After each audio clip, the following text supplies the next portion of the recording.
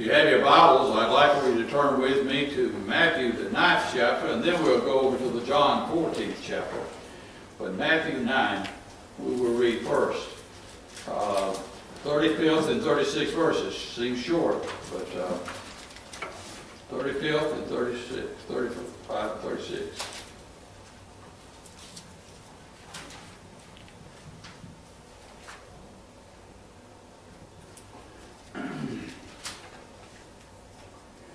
Jesus was going through all the cities and villages, teaching in the synagogues and proclaiming the gospel of the kingdom, and healing every kind of disease and every kind of sickness.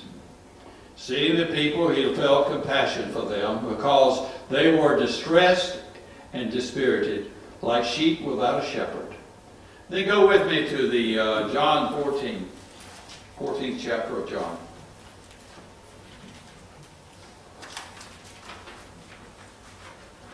Starting in verse 1 through 6.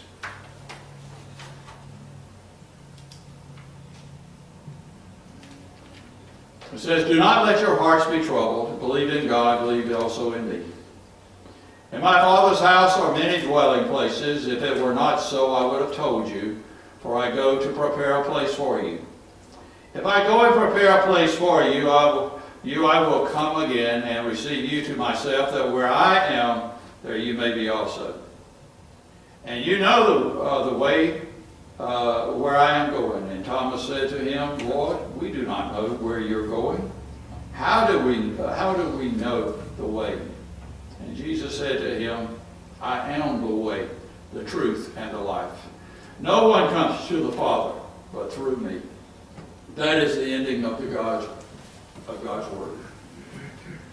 Last Friday, I attended a workshop, and I seem to be going to a lot of them right now, trying to get my license, my CE units keep my license, my professional counseling license.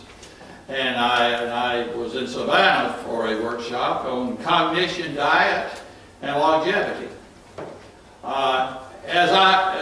As usual, I learn a great deal every time some interesting facts every time I go to one of these workshops. But in this one, I learned a lot about diet and what its impact it has on aging, on you mentally, your mind, and just longevity.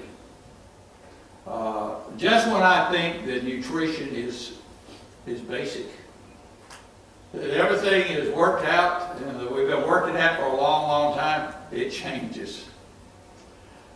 In 1992, when they came out with chart. I think they even had one before that, but they came out with a pyramid. You know, all the children would look at the pyramid, and they would point out that these are the food groups that you should be eating and so forth. Well, in 2005, they came out with another one, and it was more parallel. I mean, it was more horizontal rather than vertical, and then it had a man walking up some stairs. And not only did the food groups were basically there, but they changed them around. And so what you thought they had, now they're saying, no, you got to eat less of that. And they move some things down and some things up. And meat is virtually in the top now. You don't eat very much meat. And actually, what we're going by is what they call, this is not the Mediterranean diet, but the Mediterranean diet, if you've seen that, is very similar to what this new studies have shown.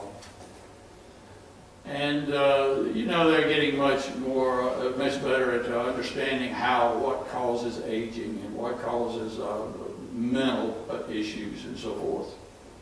But the Mediterranean diet is a lot of little meat, but a lot of grains, a lot of vegetables, a lot of beans, and so forth. So, and the Mediterranean diet has a great deal to do with preventing cancer, vascular damage, strokes, and all those things. Now, not long after I came to College Hill, we had not a Bible study, we had a book study. And if you recall, we did it on the Velvet Elvis. I don't know if you remember that. If you've ever been around my mama, she had bought a Velvet Elvis somewhere, and she looked after that Velvet Elvis. And I think, matter of fact, it may be in this room here now because we used it, and I never carried it back. But Mama loved that Velvet Elvis. Well, Velvet Elvis was used by Rob. That's the name of the book that we did, and Reverend Rob Bell, he authored the book, and one of the things that he was very adamant about is the church must change in order to meet the times. He talked about a number of changes, but one that he brought up happened about 500 years ago with a man by the name of Martin Luther. And Martin Luther looked at the world must change. The way the church works and does things must change. He insisted that God's grace is not something that you can purchase by money. It's not something that you can do to receive. It's given to you freely. And he also believed that everybody should have a Bible that wasn't written in Latin. That everybody should have a Bible that they could read. That was a big thing. And that everybody was called, had a divine call. Everybody. Now that doesn't mean that everybody will work in churches. Most of the priests, they had jobs.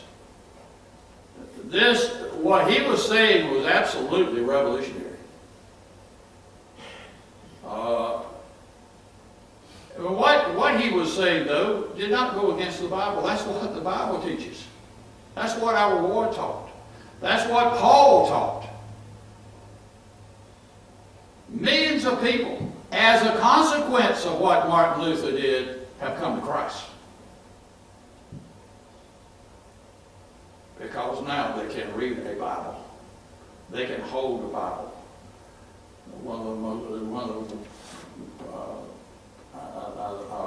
One of the situations I had in First Baptist in Dublin was a lady who was coming from the Catholic Church at that time.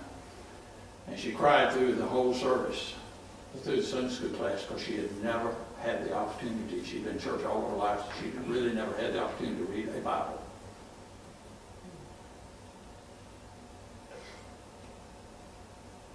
non-traditional worship is sweeping America. And as a result, many people that have never attended church are beginning to attend church. Many say that these non-traditional worship services bring in vitality and excitement into the worship service. Well, what makes this difficult for us as older church members and people who I just cannot handle the loud music. It just runs me nuts. I have enough ear problems now. I just cannot handle it. And I have to put cotton in my ears to go to some places to listen to the music because it is so loud. And there are others that say that they don't like it because I know we're not using the old hymns any longer. And they can't tolerate the fact that they don't have a hymn book and all the songs are on a screen. That's a real problem. There's a lot of good music in the new contemporary services, but I want you to know, to me, it's just so loud. So this morning, I want to give some basics to faith. What is basic to our faith? One day, I used this a few years ago, but a little boy was walking out of the cafeteria at school, and he had a satisfied look on his face. And he complimented the cafeteria worker. He says, because that day they had peanut butter and jelly sandwiches. And as he was going out, he says, I want to compliment you. I want to tell you, you finally made a home. You gave me a home cooked meal. This kid had eaten peanut butter and jelly sandwiches nearly every day. It looked like. The contemporary church is a cafeteria style. It offers more a diverse menu. Our society has become so complex and that we are beginning to minister to the whole person. Churches not only have worship service, but they have weight loss classes. They not only have Bible study, they have aerobic dancing. Now there's nothing wrong with that holistic style if you don't, but you can't forget about the basics. I think those are all good. There's nothing wrong with having a variety, as I said. But our Lord says that heaven and earth may pass away, but my word will never pass away.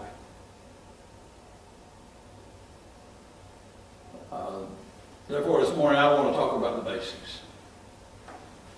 I want to talk about the basics of the church. While we do many things and are engaged in all sorts of ministries, there are some things that we need to do and we need to remember. Knowing that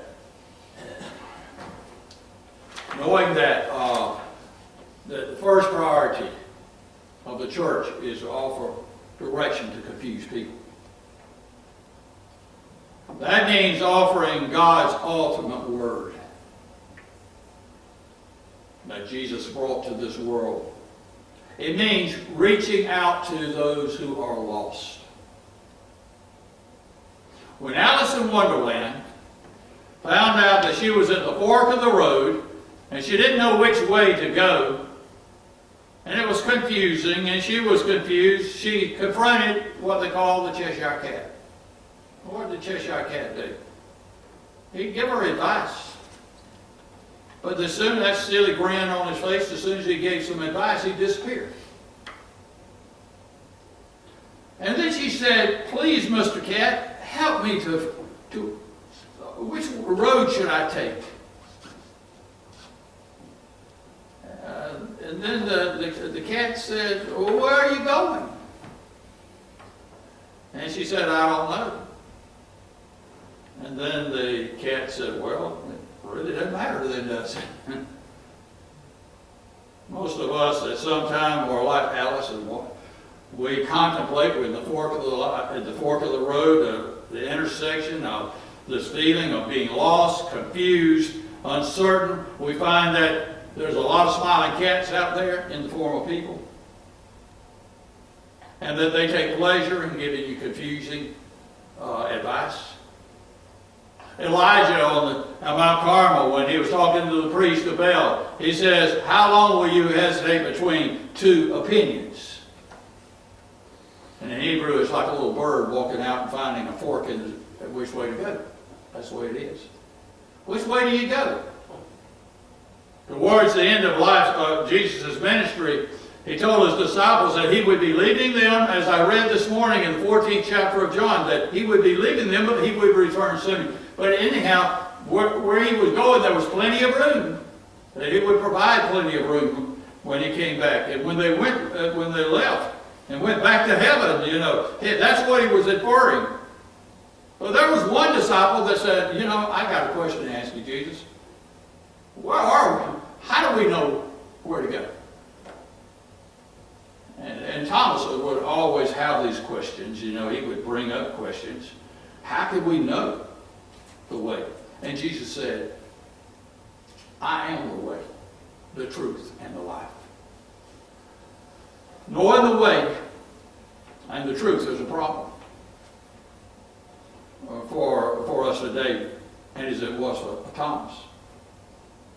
As I mentioned, Mark Twain saying, it's not what you know that it's not what, I don't worry about what I don't know. I worry about what I know.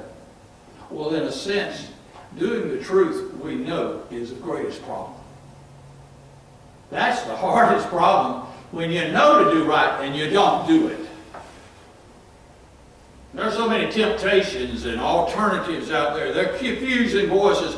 I remember seeing a sign that says, for an upcoming revival, and it says the cross gives power, and right beside it was another sign that says Texaco gives more power. That's confusing. We're bombarded with these conflicting voices that selling their wares and vying for our loyalties. A couple of weeks ago, when there were 90,000 people up in Athens watching the Alabama and Georgia game, I can imagine the roads, the access roads. There are only a few access roads in there. It's a hard place to go into during a game day.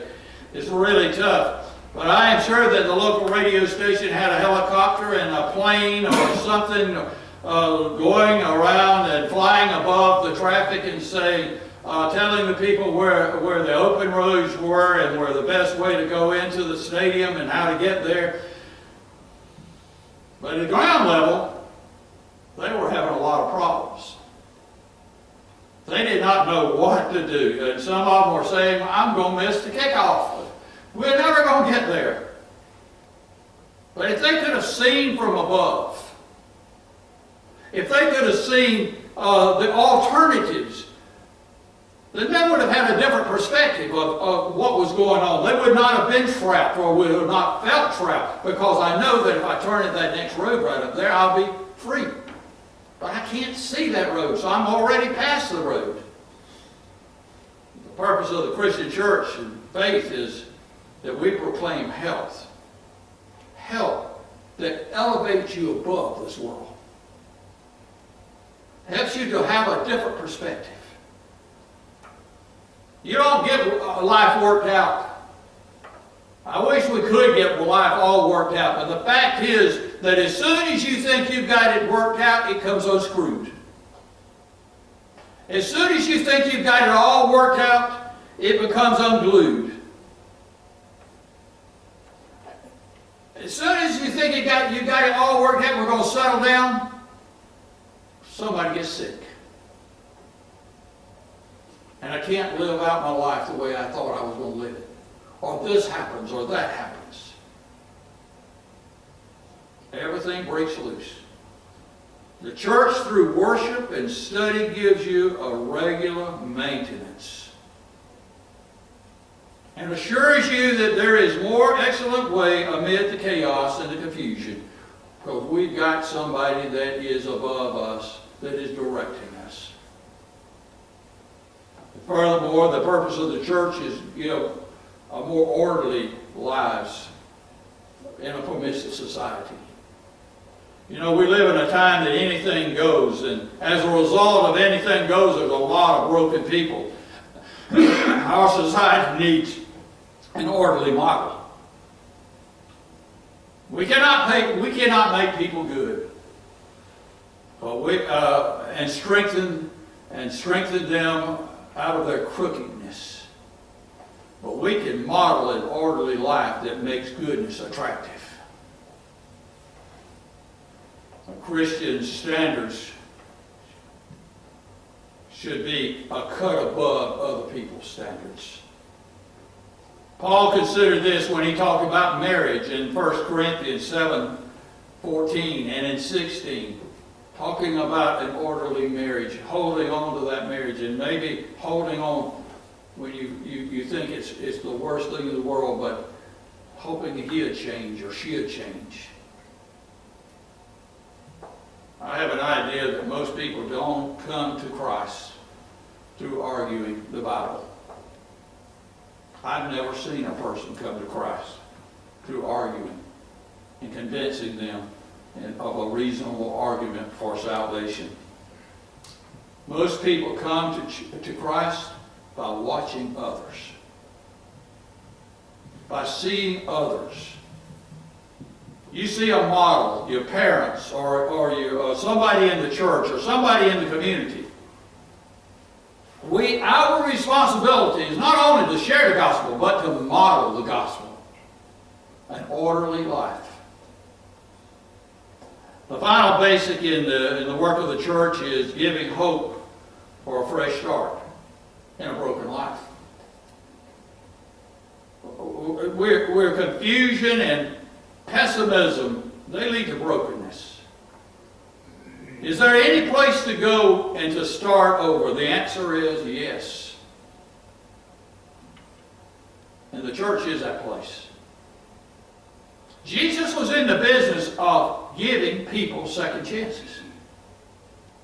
You look at the woman at the well. He says, go and sin no more. Out of her confused life and a life that was all messed up, he said, just go and sin no more. And how about Zacchaeus? A little Zacchaeus, that Smurf. We don't know whether he's the small one or the short one, or whether Jesus was the short one. We just don't know according to Greek. But we know and assume that it was Zacchaeus that was the short one. But he brought hope into both of those lives. Captain Al Smith of the Salvation Army in North Carolina told of a group of ministers gathered from Rocky Mount, the area around Rocky Mount, about a situation that occurred in Rocky Mount. He said a 15-year-old kid wandered into the Salvation Army.